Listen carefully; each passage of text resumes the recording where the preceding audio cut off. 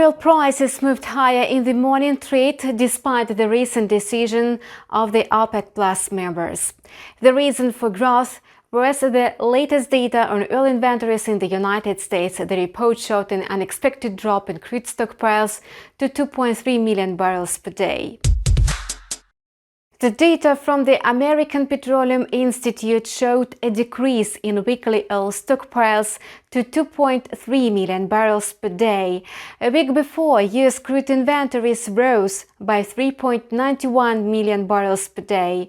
Hopes for a stable recovery of the global economy and therefore a higher fuel demand boost oil prices. On Wednesday morning, oil edged higher by 0.5%. Today, Brent was trading at $62.90 per barrel. The expected price range for Brent is seen between $62.00 and $63.50. In the early session, WTI reached the level of $59.50 per barrel. It's likely to stay in the channel between $58.70 and $60.30. Meanwhile, neither high oil prices nor rising inflation in Russia could keep the ruble afloat. Even a possible increase of interest rates by Russia's central bank did not support the national currency. Experts assure that the reason for the ruble's weakness is the escalation of tensions in Donbass and the possibility of a new military conflict in the east of Ukraine. In this case, Russia may face new tough sanctions from Western countries. According to analysts, the ruble is likely to stop its downtrend and may soon enter the phase of correction. Yesterday, the ruble fell against the US dollar by 1% from 76.30 to 77.30, which was its lowest decline. From the technical viewpoint, the greenback reached the levels last seen in mid-November 2020. However, the oil prices were also lower by almost $20. Back then, oil was trading at $42 per barrel compared to $60 today. On Wednesday, the dollar-ruble pair is trading at 77.10.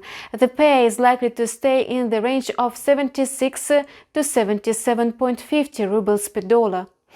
On the other hand, the economy of Russia is quite stable, and apart from the risk of conflict with Ukraine, the ruble has no other reasons to fall.